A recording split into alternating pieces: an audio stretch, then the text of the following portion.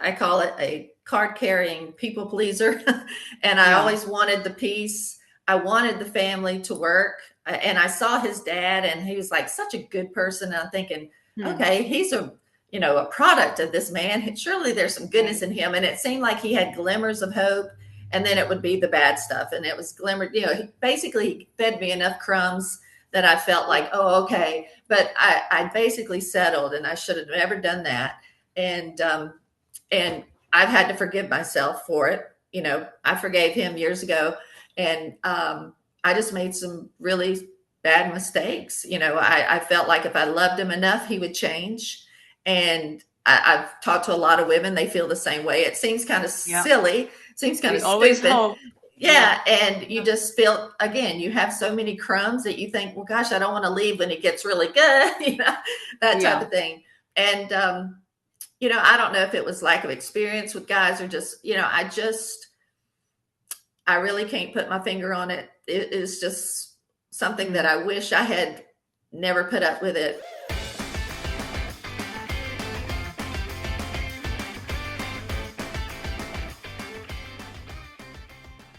Welcome to another episode of Third Chances.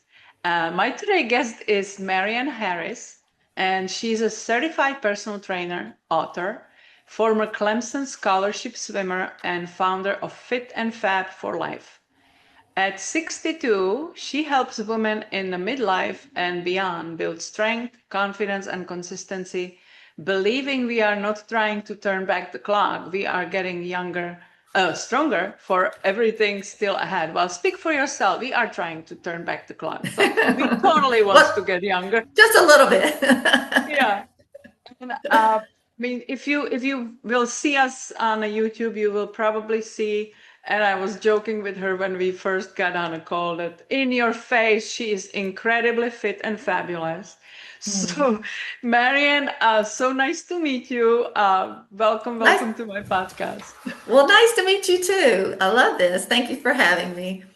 Yeah, you said the body that a lot of 40 years old would be envy for.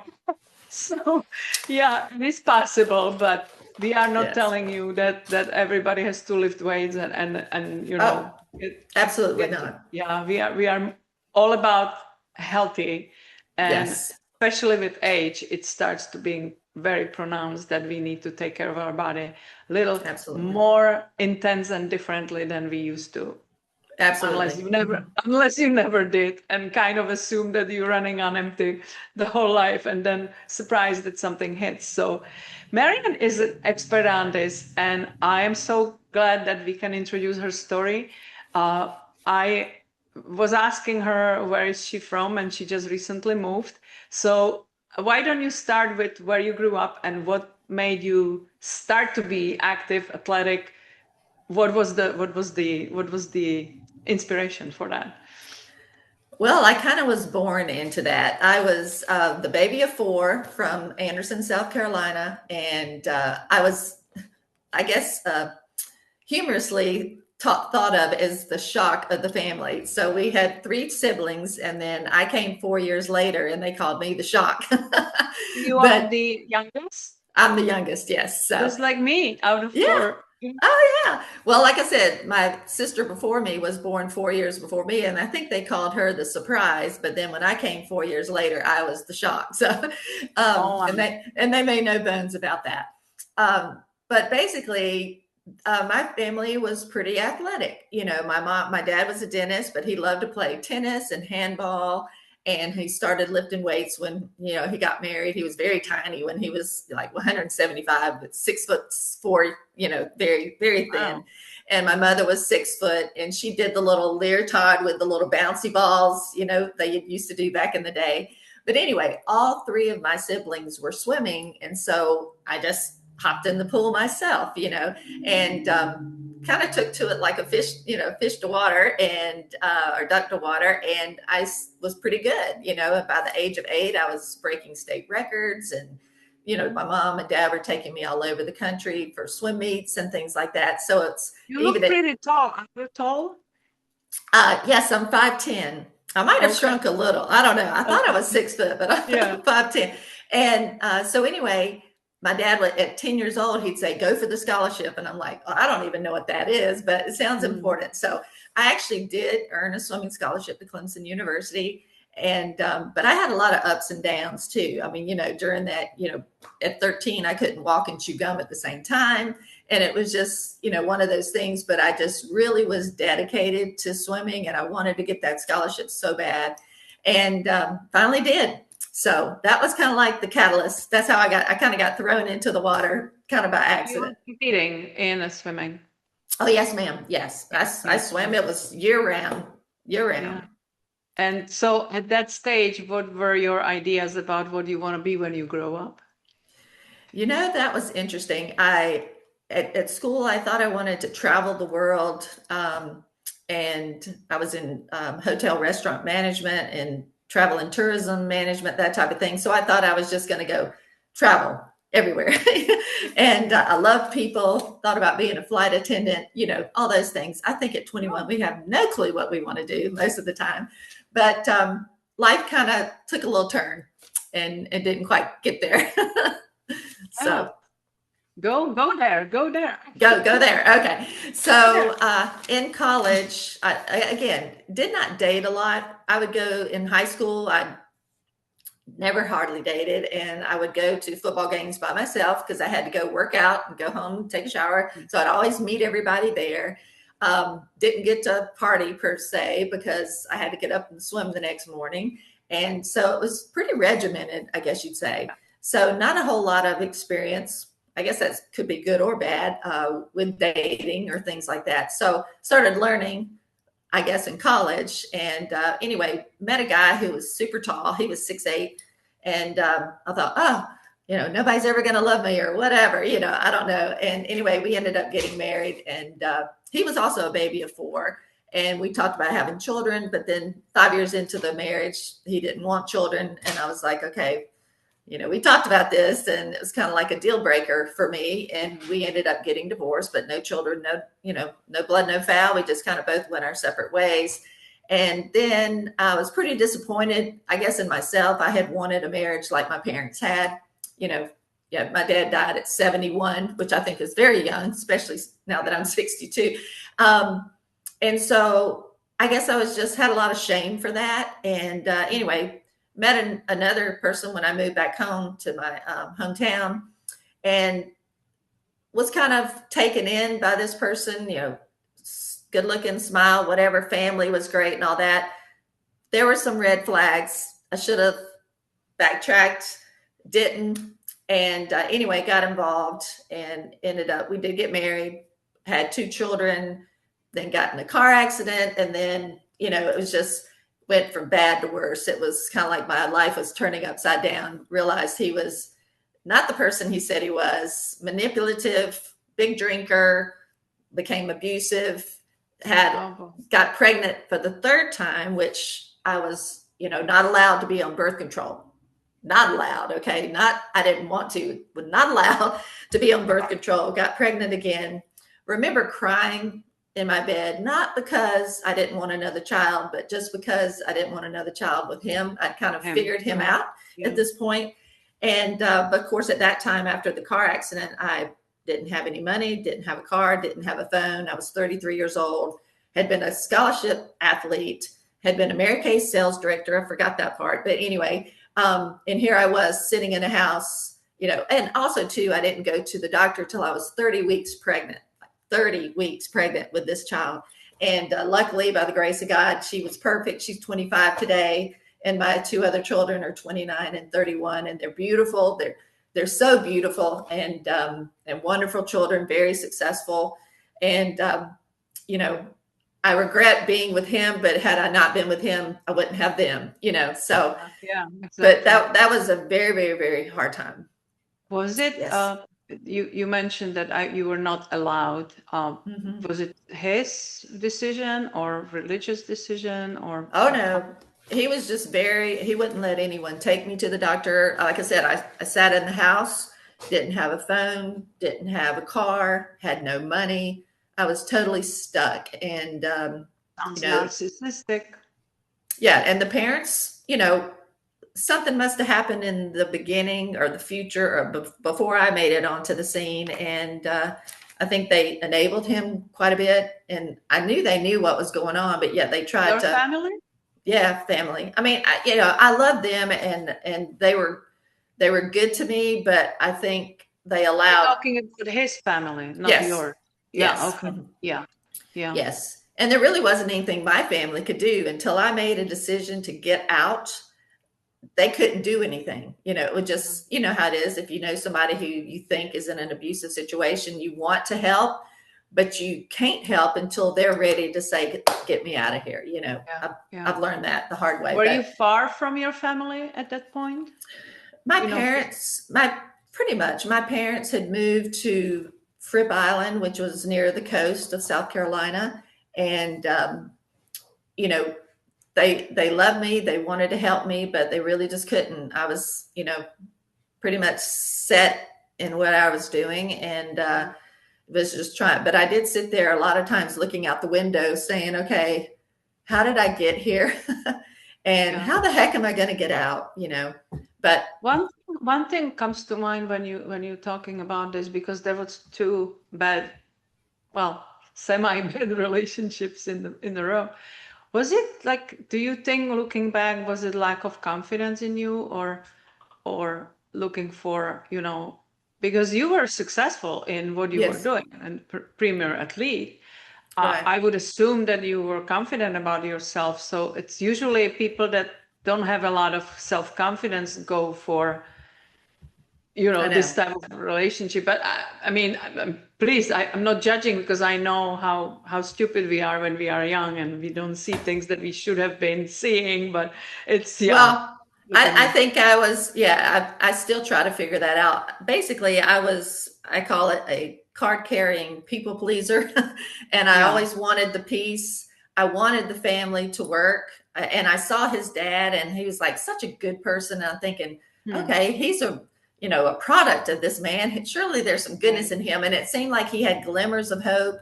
And then it would be the bad stuff. And it was glimmer, he basically fed me enough crumbs that I felt like, oh, okay. But I basically settled, and I should have never done that.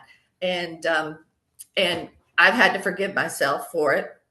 I forgave him years ago, and I just made some really bad mistakes. I felt like if I loved him enough, he would change. And I've talked to a lot of women; they feel the same way. It seems kind of Yeah. silly, seems kind We of always stupid. hope.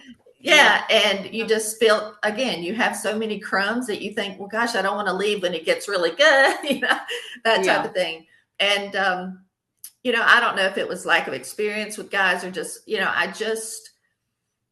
I really can't put my finger on it. It is just something that I wish I had never put up with it. But again, Yeah.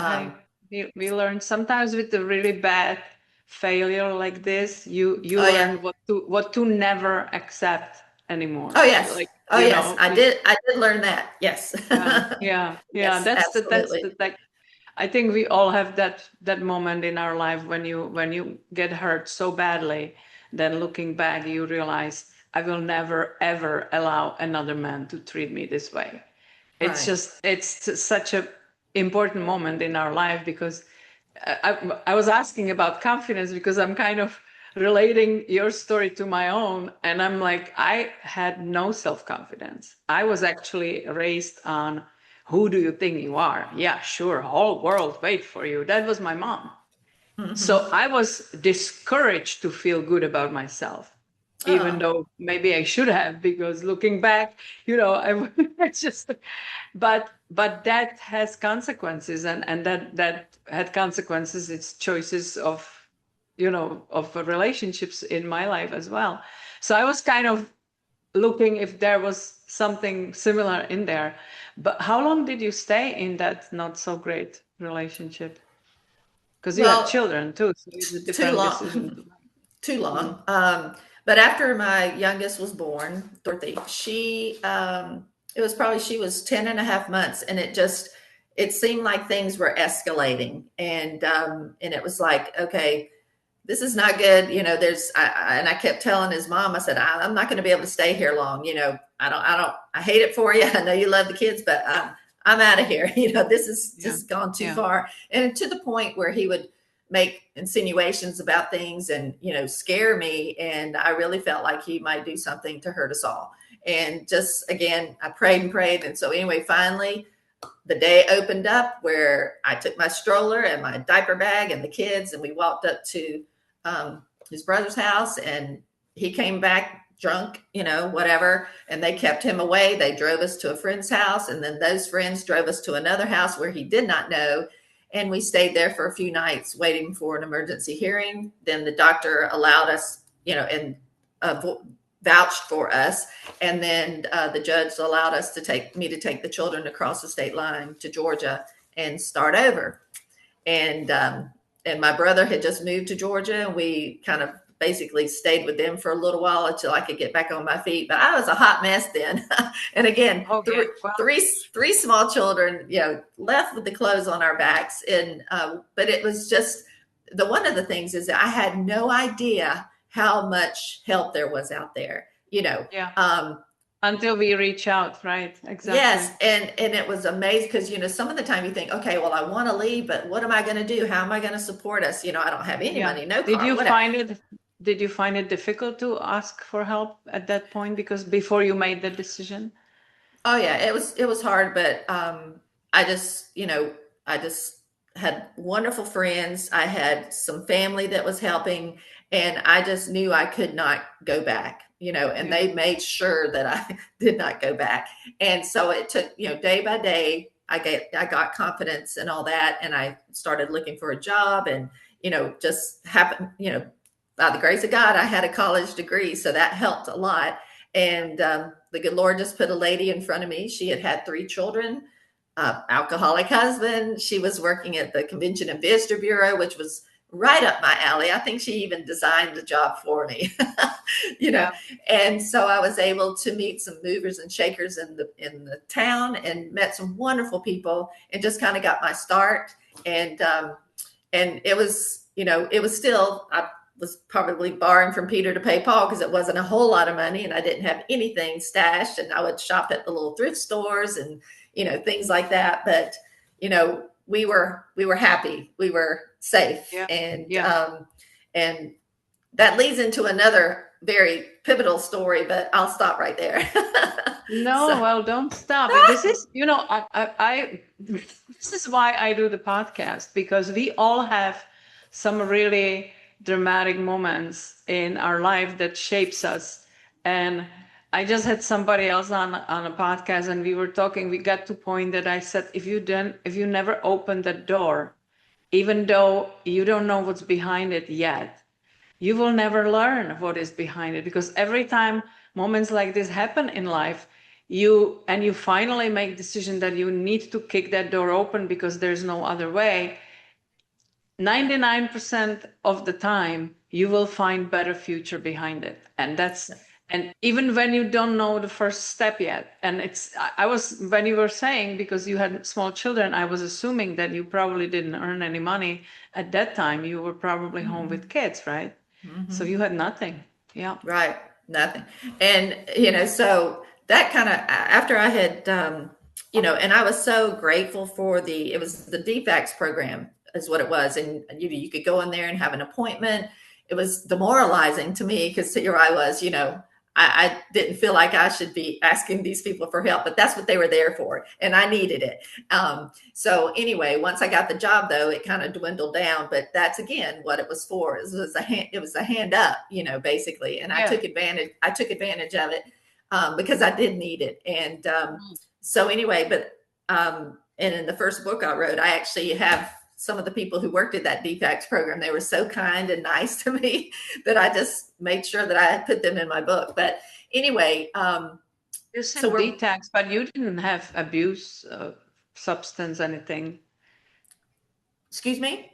You said DTACS, but you no, DFACS. That's a Department of Family and Children's Services. So, I'm sorry. Anyway, I'm sorry. Substance abuse. No. I didn't know. Right. So anyway, was kind of rocking along there, and again, had daycare that was very expensive, and not making much and whatever, and 3 kids and all this kind of stuff.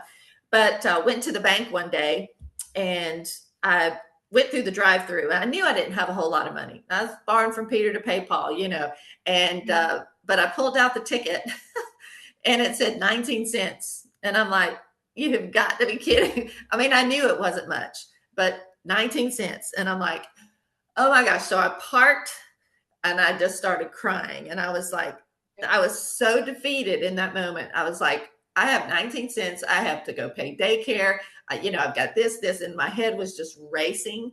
And I was just like, I was like, God, how can this be? I have been working myself to death here. And anyway, almost in an instant, I felt the Holy Spirit, and I know it as clear as the day is today. I know it was the Holy Spirit. And he said, one day you're going to write a book to help other women stay strong in the face of adversity. And I'm like, what? So I just kind of like, I was like, are you kidding me? And I said, first off, who's going to want to read it? I got 19 cents. And so anyway, that's exactly why, because many people can relate to it. Yeah. So I was like, okay, I've never written a book, don't even know where to start. And so anyway, I know now that God put that assignment on me because he wanted me not to give up. And I didn't give up, and I was not going back. I don't care what I had to do. And so anyway, right then and there, I said, okay, I'll name it the 19-cent millionaire. I said, for the most part, I am the richest woman in town. I am not with that crazy person anymore. My kids are safe, and we are never going back. So I am the richest woman in town. There we go. So I never wavered on that title. As a matter of fact, I did actually finish the book. I wrote the book, The 19-Cent Millionaire. And my daughter did the picture on the front and the back and all that. But so the interesting thing was that was 2004. I didn't publish this until 2011. So 7 years. But during that time, I would tell people, I'm going to write a book one day. I'm going to write a book one day. I'm going to write a book one day. Hadn't even started. And finally, in the beginning of like January of 2008, I said, okay, kids, you guys are gorgeous. We're going to try to see that if we can do some modeling in Atlanta. We're going to do this. We were just going to go for broke, And I started writing the book, just regurgitating everything on paper. And my pastor actually helped me find someone who helped me edit the book. And I trained her, and she edited my book. So we bartered back and forth. And so we wrote. My laptop died the last week I was supposed to send it in. I mean, I didn't know how to write a book either. So they were teaching me what to do, this step, this step, this step. And so you don't have to know everything. You just have to take that first step, So anyway, I was waiting. 2011 rolls around, and I'm waiting for the book to come to my door because I self-published. And finally it arrives. And I was thinking, oh, if it comes on June 1st, that's my mom and dad's wedding anniversary. That would be so cool. My mom was still alive, and she would appreciate that. Well, it didn't come that day. It came the next day. So I'm like, okay, well, I'll miss that day. But then when it came in, I wrote 6-2-11 right in the book for June 2nd. And then it wasn't till later that day that I realized that 6 and 2 and 11 add up to 19. And I just thought that was just so cool that, here I'd wanted it to come the day before, and it came the day after. And then 6, 2, and 11 add up to 19. And that's the name of the book. I thought that was just kind of like God's seal of approval, that you had kept your word. It was just funny you touched up on faith, because we didn't talk about this before. And I'm not saying that, everybody has to believe, but I am, and you are. And firm believer. I was questioning where that strength come from, because not it's everybody can rise from the shadows strongly, still keeping intact. And you obviously, moms have different position, because you don't think about yourself only, you think about 3 little people that you are responsible for as well. So that helps to stay with your head above the water. But definitely the faith played a big role for you. Well, even when I was in, and I call it the little concrete house, because it was a concrete house. I tried to make it look as pretty as possible. But there were days that I'd have my Bible open to Mark. And Mark 11:22. It's the first words are have faith, have faith in God. And sometimes that would be the only verse I'd be able to read, but I'd run by when it was crazy or when things were happening, I would read that. And I read that still to this day, every night, that whole verse from 22 through 26. And my faith really did get stronger through this period. And it really wasn't, actually saw someone who wrote a book the other day, says, maybe life isn't happening to you, maybe it's happening for you. And I really do believe, because at some point you have to decide, am I going to be a victor or a victim? And I was not going to live the rest of my life as a victim. So that was a choice I had to make, and also during that time too, talking about fitness, I was not very fit. As a matter of fact, I was almost 200 pounds before I had my first child.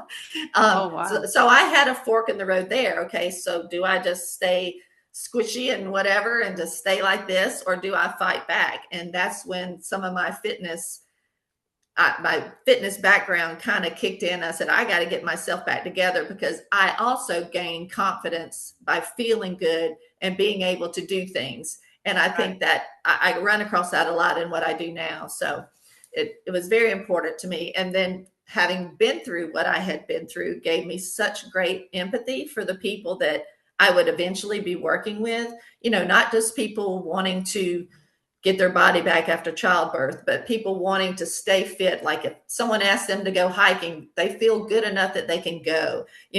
I used to tell my clients, I don't ever want you to say no to an activity if you really want to do it, only because you aren't physically fit to do it. Yeah. I mean, There's you got there's this fun advertising. If body stays in motion, you stay in motion. If the body stays still, you just gonna freeze up, or your joints and everything is gonna be worse.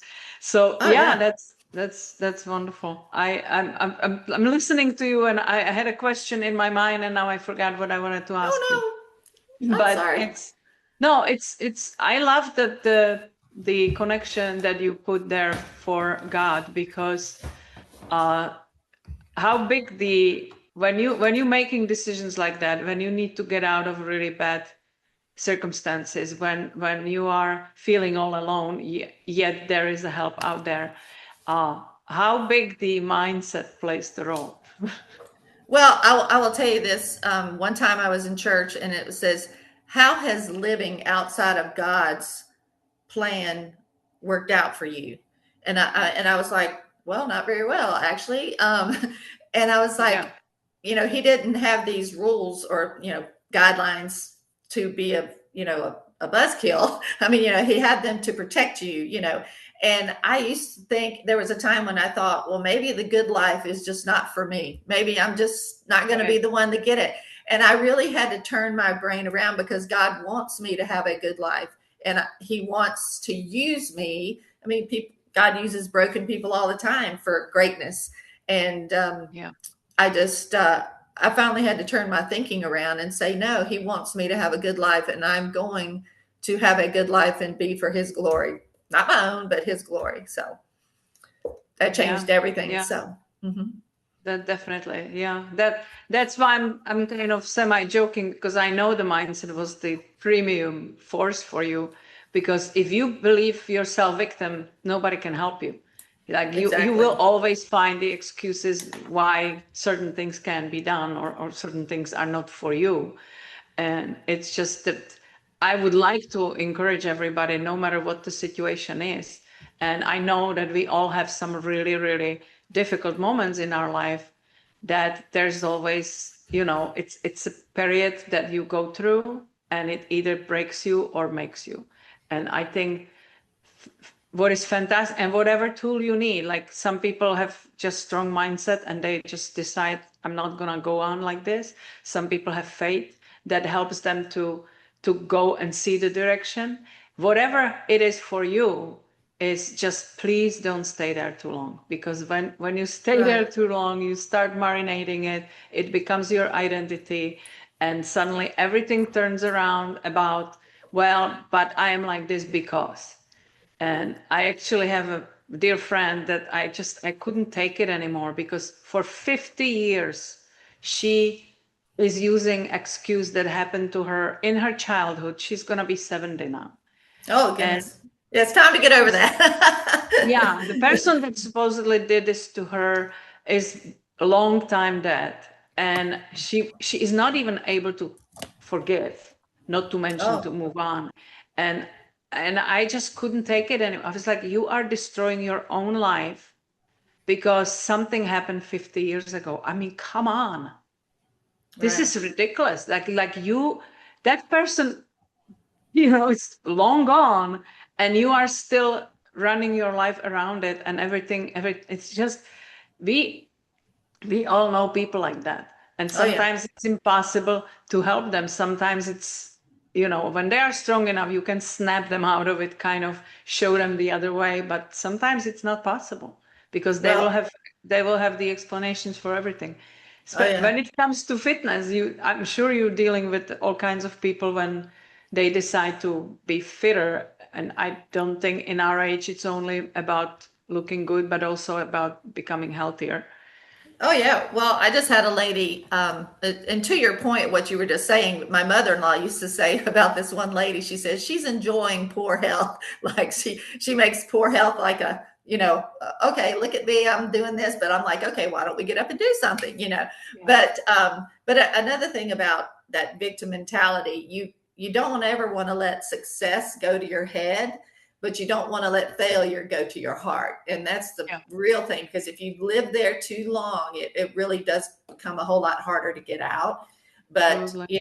but you can. And like I said, we have people that have joined my program who haven't worked out in 10 years. And again, it's not to get a six pack ab or anything like that. It's to feel confident, feel, your body moving, again, so you can continue to move, because Mhm. we have to, or it's nice to be able to be independent as long as possible, and Yeah, that's everyone's responsibility, as, absolutely. as Yeah. best you can. I know accidents happen and things like that, but for the most part, we could do so much more and be proactive versus reactive, Exactly. Yeah, like, exactly. I was gonna ask what at what point you started doing this as a business? Because I know you had the experience because you were athlete, you were training, you right. knew and you were working out yourself, but at what point you Well, decided this is a good idea for business?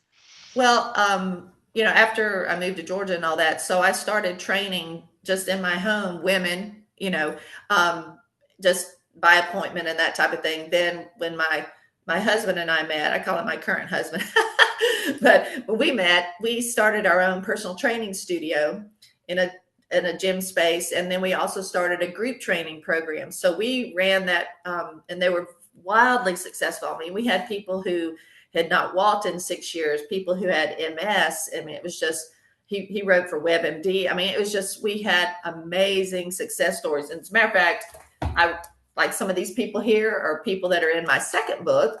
And there it's basically a story of stories, but the different people that we met. And we fed into Name of this. your second book. It's called Inhale, Exhale. Everyone has a Oh, story. And I even have a tattoo, my very first tattoo. Everyone has a story. Yay. So I kept saying I was going to get one day, and I just got it a few years ago. So anyway, whatever. But gosh, where was I going with that? But anyway, so people join the program, and they want to be able to play with their grandkids. They want to be able to get out of a chair, which had somebody send me a text yesterday, said I just popped out of my chair, and somebody was asking her at work, well, what arm do you use? She said, I don't use either one. So these are just little non-scale victories, although I have women that are in their 60s losing 20-30 pounds. I mean, I teach them how to do it, and it's consistency, and we have fun doing it. And it's probably the easiest way ever. But as far as starting the business, we ran that business in Georgia for like 8 or 10 years. Then we sold it to our key employee, and he was ready. He was 25, ready to take it on. And we needed to move back to South Carolina to help take care of my mother, who was getting up into her later years. And so we moved there. Obviously, I wasn't training anymore. My fitness kind of got a little off kilter because helping with her, and also got Yeah. recruited to work at a job. And I was like, I don't know anything about that, but I'll learn, teach an old dog a new trick. Yeah. And so again, when we started thinking, when in my mom's last year, she lived to be 94 and a half. And she knew that I wanted to do something with fitness. It kept coming up. I felt like God was just telling me, you need to do this, you need to do this. And so by golly, I said, I don't know how to do it, but I'm going to do it. So when I turned 60, I knew I needed to train differently than I had in my earlier years. And I knew that, as much as I knew there were probably a lot of women who didn't know what to do or how to do it. And I thought about doing one-on-one personal training, but then I could only do one at a time. And I said, well, I've got to do something where I can stay in shape, obviously, because I need to lead by example. That's always been important to me. So I figured I would do this online program and I could make it accessible to everyone. I mean, I have people taking me when they go on trips to Italy and to the Bahamas and Alaska. They just open up their laptop, they do their workout, and boom, there they go, And then I wanted to make it affordable. I mean, our in-person training was quite high. It was like about $125 a half hour, and we had a waiting list. But I wanted to make it affordable so that no one was going to be turned away by the price. So I made, it's way more value than it is, I think, and most of the people in my program think. But I wanted to make it that way for a reason, so that people, and in person and online is a different animal, but I am as in person as I can be and still be online. So I kind of tell people I'm your personal trainer in your own back pocket. So. Is this program involved nutritional guidance as well, or is it mostly physical exercise? I do. Well, I am not a nutritionist or a registered dietitian, and in most states you need to be that to give nutritional advice. But I do offer my new members an anti-inflammatory food guide, because I also, in the last 10 years, have developed some thyroid issues, as a lot of women do in our age. And I have done research in eating gluten-free and things that don't create inflammation in your body, along with arthritis and all that, is a very good way to go. And after eating pizza with the kids and stuff like that, I'd always feel so awful and all that wheat and bleh. So anyway, I have developed a gluten-free food plan for myself. And so I offer that to my members if they want to give it a shot. I mean, they don't have to, it's just a guideline, but, I would need to go do that. But I basically think nutrition is so convoluted, and I think you need to go to your doctor to be able to do that.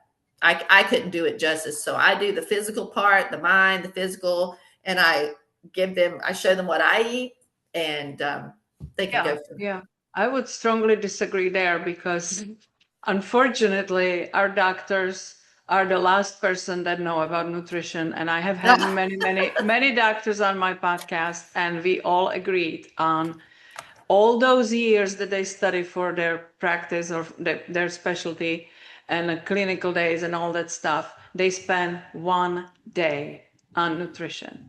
So well, then I would get it's the opposite. I would get you a nutritionist then, but I basically have done so much trial and error myself, and I eat pretty much probably a Mediterranean type diet, whole foods. I do gluten-free because it just makes my joints feel better. I do have arthritis and things like that. So it works, and it helps a lot of people with that. So. Yeah, it's a tricky, like you said, like sometimes you have to have license, but even the licensed dietitians that go by the federal guidelines, as you know, all these things that just overturned because they were basically upside down, the pyramid and all that stuff. Because I have been in nutrition world for a really long time. It used to be my business, and I was stunned with the advice of doctors. Oh, yeah. I actually changed doctor because I had at one point, when all of this was already known that it's the opposite what it was promoted to us, I had a doctor who was convincing me to get off butter and go to margarine because it's so much better for you, and and this and this. I'm like, no, we can't agree there. That's just Ah, impossible. I actually changed doctor because of that, because it was impossible. I can't be, and I rarely go because luckily, I'm pretty good, but it's just, I can't have somebody who is advising me against my strange beliefs that I know oh, are true. It's not me, well, it's not my opinion, it's well-known fact. And they don't have time to research the newest developments. They don't have time. They are, pushed to see as many patients as possible.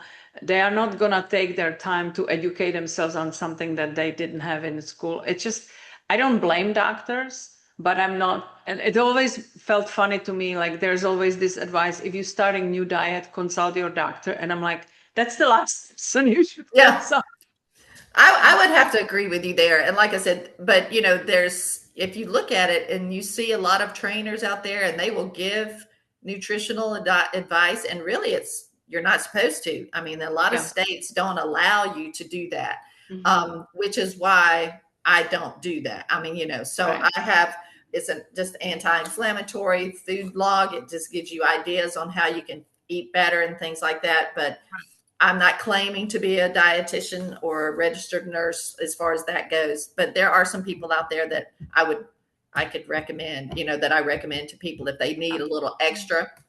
Right. So, but So that's not my skill set. Yeah. when you're saying you're doing this online, how does it look like? Because obviously everybody has a little different condition, like they may have some medical limitations or stuff like that. How do you approach that when you make like generic program for that anybody can follow? Right. Well, I do.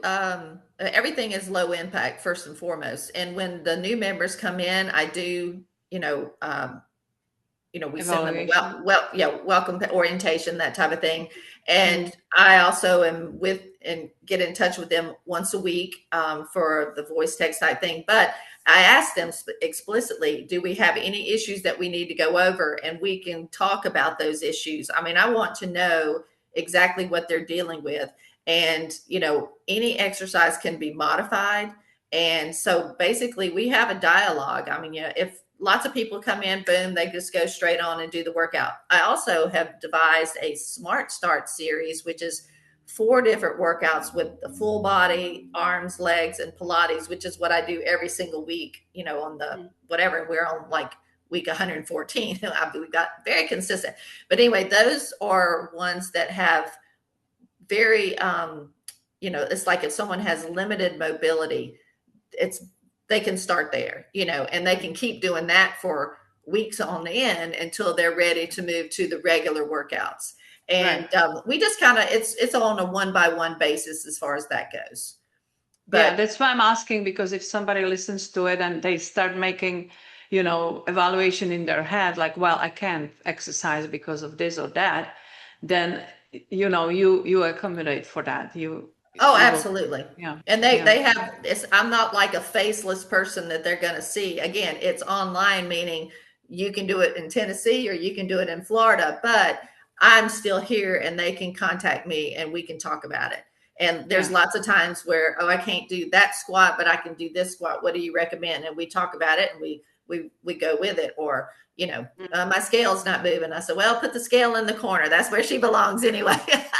but we go back and we look at, all right, what have we been doing? Have we been hydrating enough? Have we been doing this? And we just give them common sense tips on, okay, yes, I need to redo that, or I haven't been drinking enough water, and that kind of thing. So very hands-on, for still being an online program. So Yeah, that's fantastic. So it's not like you buy a program and then you are on your own to figure it out. That's perfect. exactly. Yeah. Yeah. And I'm doing the workout too. I'm in my gym at where I stands over here, and I have my, ring light, and I have my dry erase board so I don't forget the next exercise. And so I do the exercise and they see me doing it. And we Yeah. talk about form, we talk about breathing, we talk about, keeping the core tight. Every exercise is a core exercise, by the way. Yeah. So anyway, so we're really focusing on all those types of things, and they can see how I'm doing it. and then Mhm. that gives them some help. And then I typically ask them to put a mirror up in their room so that they can see their form. And all of the stuff that we do ends up helping their posture, their breathing. I mean, you can't help but feel better. And after every workout, I say, "Aren't you glad you trained today?" And Yeah. who's going to say no to that? So, Yeah. yeah. It gives you kind of accomplishment too when you really achieve something for your own Oh, yeah. self, for your own health. But the main thing is that it builds self-trust. You build that confidence muscle. You say, and it can be broken up in 10, 20, or 30 minutes. You don't have to do the whole 30 minutes, but think Right. about 30 minutes in one day. I mean, that's just like a sliver of a day, and it's going to change your whole life. I promise you. Exactly. I've seen people change before my very eyes so many times. You cannot tell me that it does not help, and Oh, absolutely. sure beats the Yeah. heck out of sitting in a doctor's office. So, Yeah, yeah. definitely. Yeah, that's why I like your story when you send it to me, because this is my whole mission now, that doctors are obviously needed in our life, and thank God for them.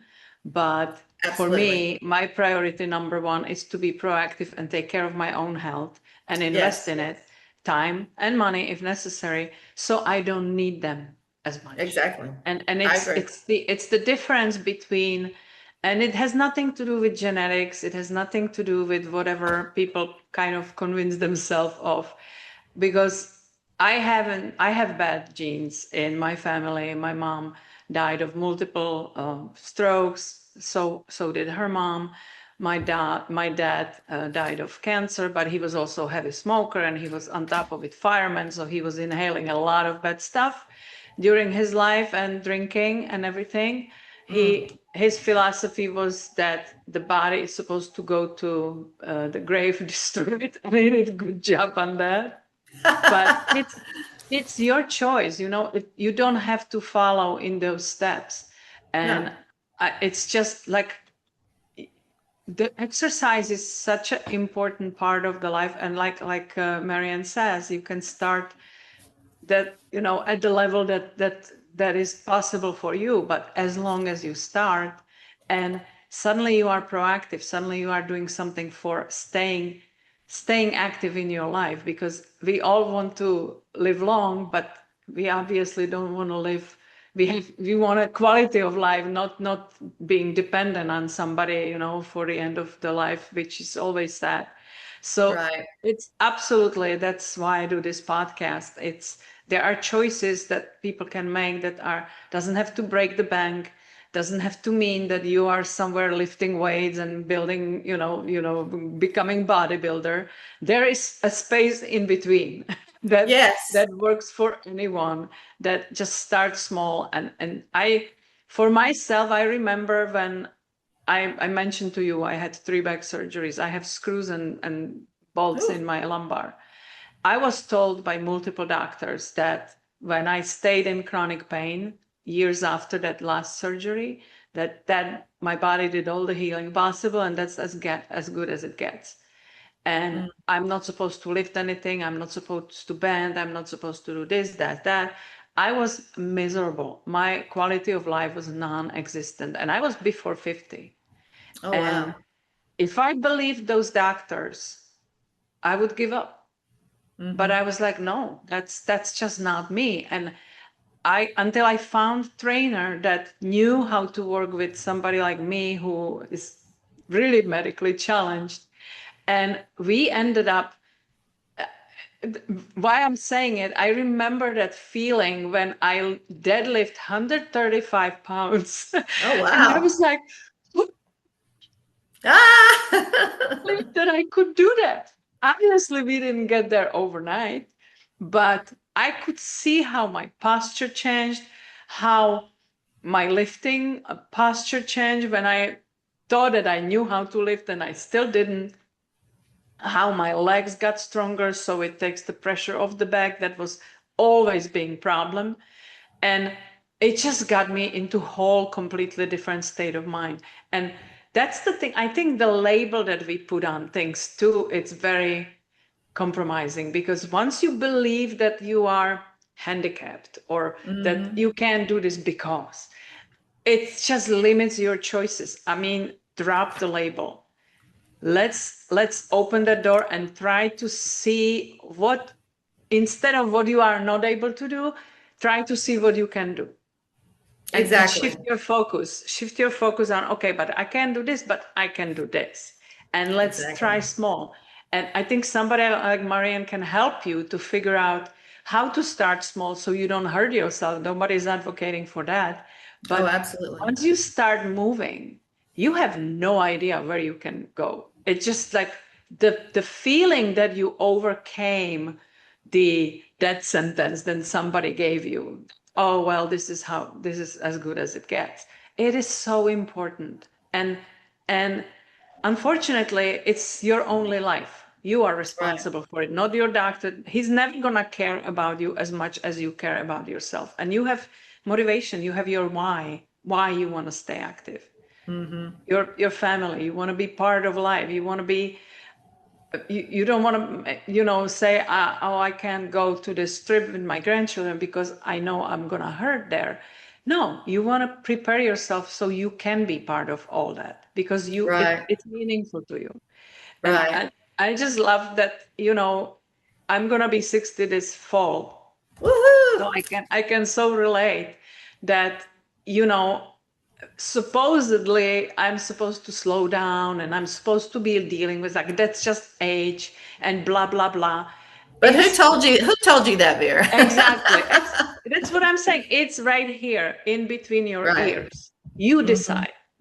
And it's not the cliche like age is just a number. No, it's up to you to decide how your 60s will look like or how your Exactly. 50s will look like. It's up to you.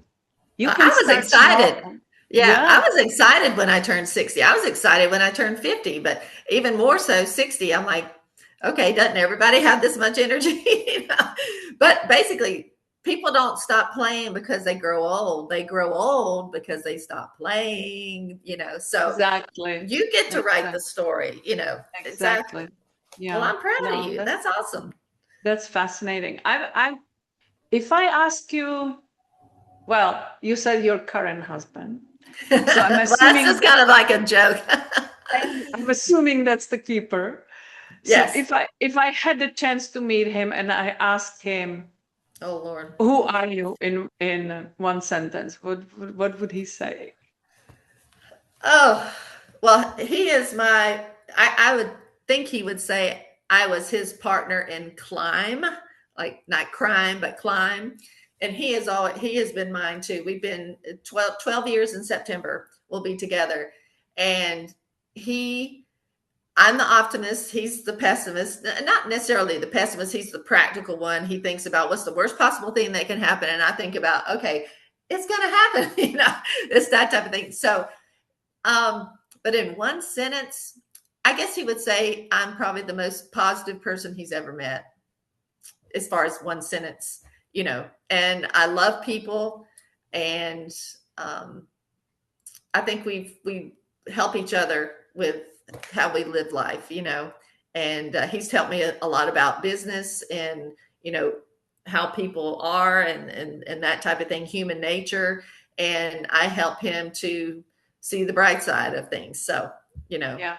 like he'll send me to the store for creamer and I'll come home, forgot the creamer, but I made 3 Facebook friends. So he always teases me about that. And that is really true. I love it though. That's so important because the relationships and friends and everything is so important in life. It's It hard to is. do it alone, and it's always great to. I think part of the success that you have with your program is also it offers someone who may feel isolated in this mindset that I need to do something about it.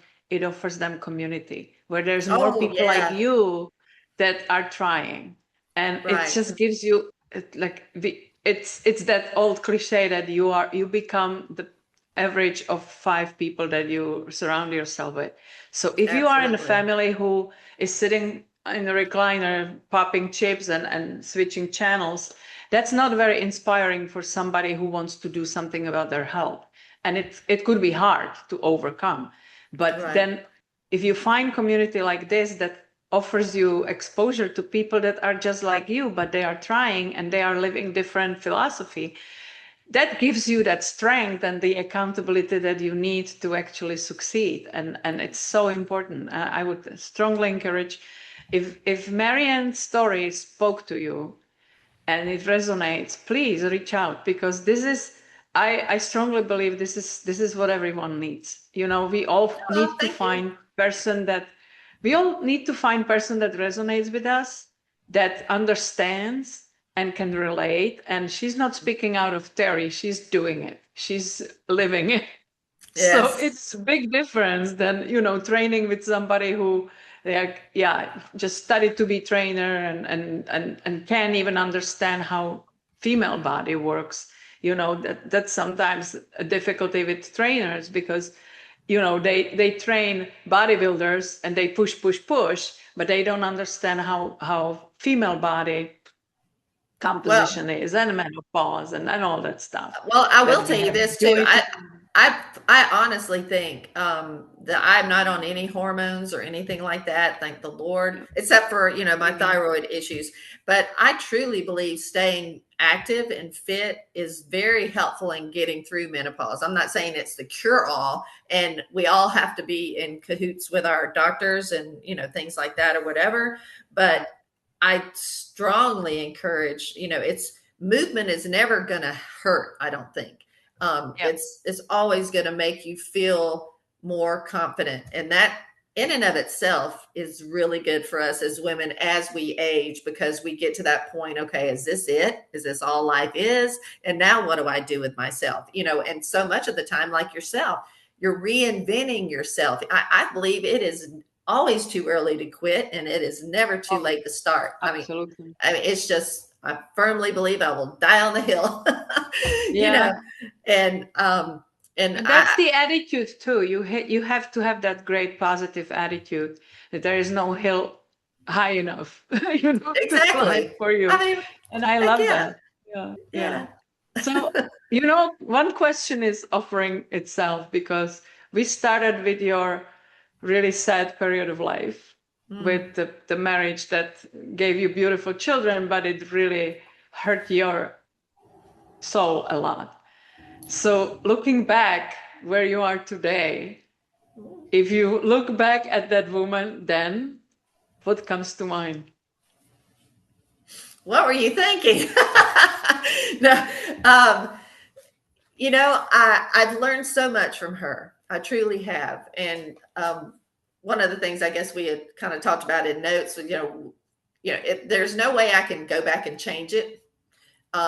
Probably everything I've done, maybe I'd do it all over again, because, again, I wouldn't have the children if I hadn't done what I had Yeah. done. But um, I look back at her and I'm proud of her, and I forgive her for all the mistakes that she made.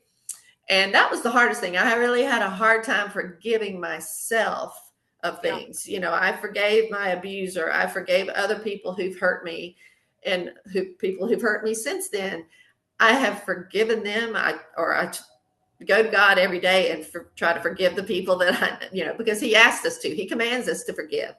Um, Not easy. and I'm not, nobody's no, saying it's oh easy. You no, have to no. find it in you. Yeah. Well, it doesn't mean you have to have a relationship, I guess, with that person again. But Yeah. No, no. it's best for us to forgive ourselves and forgive the people, because it's kind of hard to go to someone to say, you hurt me and I need, to forgive you or whatever. But why would you go to the person who hurt you to ask You for don't have forgiveness? to. Yeah. Yeah. No, no, So you're doing that's it what, for yourself. yes, exactly. So I think that was key. And for the longest, I could forgive the other people, but I couldn't forgive myself. So I would give her a whole lot of grace, that person. And I am so proud of her for never giving up. I'm proud of, I'm thankful, immensely thankful to God for putting people, and I can go back and just look at every single episode of my life. It kind of is like, they're called Kairos moments, where you go back and you look, and God was there in every single one of them. And I don't think He did these things to me. I think He did them for me to, bring Him glory. And if that's what it took, all the more to it. I Oh, you just made want to, us cry now. I know, I'm crying. Ah. But you know what? I so agree with you, because also it made you appreciate what you have Oh, now. Because that absolutely. comparison is always like, if you didn't have that, you wouldn't be the person you are today. Yeah, the good, bad, and the ugly makes us who we are. And we just have to be grateful. Gratitude is so key. Yeah. And I never want to get jaded, and I don't think I ever will because I was very frugal, 19 cents frugal. But I get excited about the little things. I love looking at the sunsets. I love looking at sunrise. I mean, I look at, you know, I treat everybody like they have a sign around their neck that says, make me feel important. I learned that from Mary Kay Cosmetics and Mary Kay Ash. And just everything that I've been through, God has been there every single time. And I'm where I am today because of him.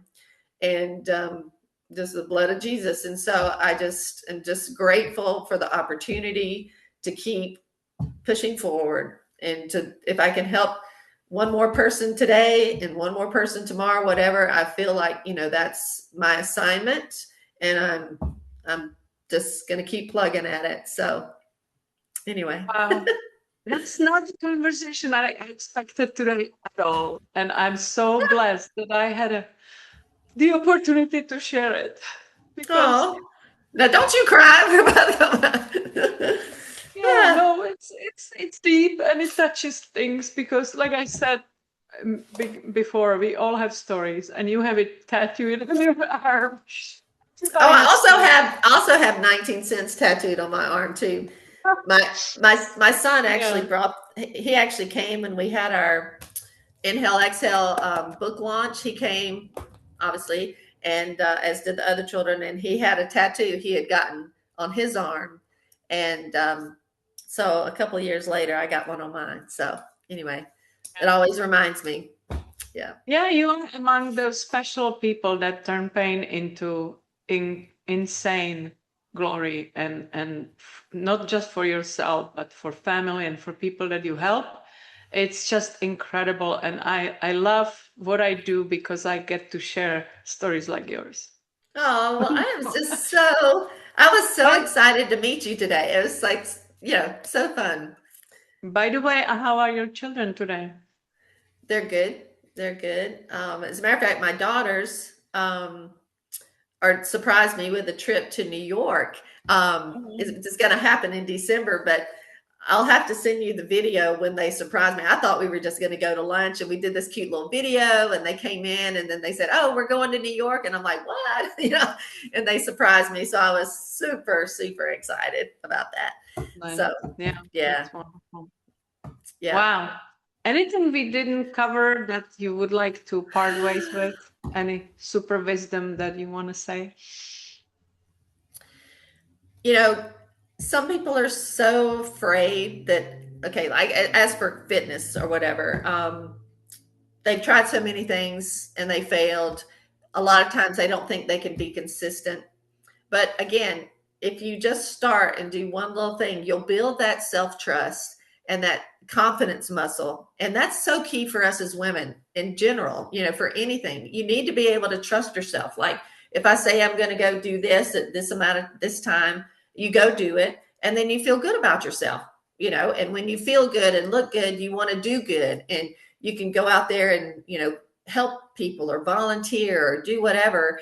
And I just think that don't count yourself out. So many people think, oh, I'm 60.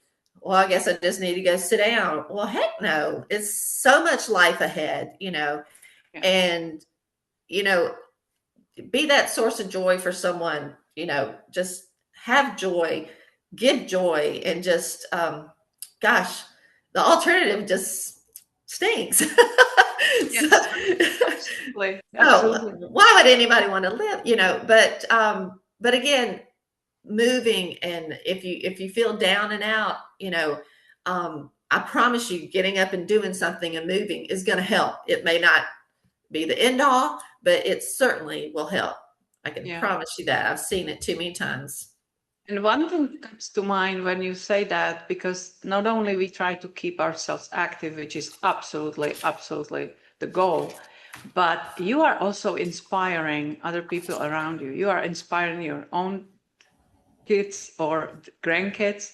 They see you as somebody who doesn't give up, who doesn't just sit back and it's like, okay, that's it. I'm, at my age, what do you expect? No, that you are inspiring people around you because you don't give up on yourself. And I think that's also important part of that Yeah. conversation. Well, when my daughters invited me to go to New York, I mean, Sydney's 31 and Dorothy's 25, and I'm thinking I'm 62. If I wasn't in shape, I would be getting myself in shape so they don't have to pull me along. But Exactly. Yeah. I'm just so excited. We're all so excited because Sydney's a wedding photographer. She's phenomenally good, and Dorothy used to work with her too. And so we're just going to go take pictures and content, and it's just going to be Yeah. a blast. I cannot wait. So, Fantastic. I wish you all the best. I wish you a great trip. Don't forget it's December. It's going to be super cold there. oh yeah, we're already planning our outfits, of course. Yeah. So, and when did you say your birthday was? Or October 13th. October? Mm-hmm. Okay. All right. Well, good. Yeah, it's gonna be fun. I'll be in Czech actually. I'm flying to see my family and friends after 8 years. Oh wow. No, Last Czechoslovakia, time right? Is that what you're talking about? Okay, that used to be, yeah. Now it's Czech Republic. They yeah, split in about 91, I think, 92. But yeah. yeah, that's where I'm originally from. But I live in America for 24 years now. Wow, Well, that's that's my whole awesome. life. That's awesome. Yay. Well, we're Yeah, glad to so have you. that's gonna be my way, and it's I just love this attitude, like don't give up on yourself. There's no reason, Right. no reason, no And if matter you need what any help, somebody told you. Yeah, and if you exactly. need any help, you know where I'm to here. go. I'll be Exactly. posting all the links to Marianne in our show notes, and so if you are so compelled, please reach out, and she will help you to get through the first steps and answer questions, and everybody could realize that it's in their power to do that. It's just, I Yes. really highly encourage it because I lived it myself. Well, I thank you So so much. Thank you. I enjoyed this conversation. It was just good for the soul. me too, So, me too. so It's on thank many you. levels. Oh, yes. Super Many nice love. meeting you. I'm so thrilled. This is one episode that you don't want to miss. And please reach out. Please share, comment, share with people that you love that may need to hear this message because they hear it differently from somebody else than from you. So if you need a buddy to start this with, maybe share this episode with them so they can make their own decision. It's much more powerful than you telling them. And just reach out. Um, And and also too, if they go to my website, which I'm sure you'll have that, the yeah, we www. will put it there. If they go to the top of the page, they can click it's a downloadable 10 tips to amp up their fitness. Doesn't have anything to do with actual fitness, but it gives them good mindset things that will actually help them get on the right path. So anyway, but it's really good information. So all right. Wonderful. Yay. Wonderful. Thank you. Perfect. Thank you. Mwah. Thank you. So nice meeting you. And All I right. hope You too. everybody will enjoy this. Thank you, Vera.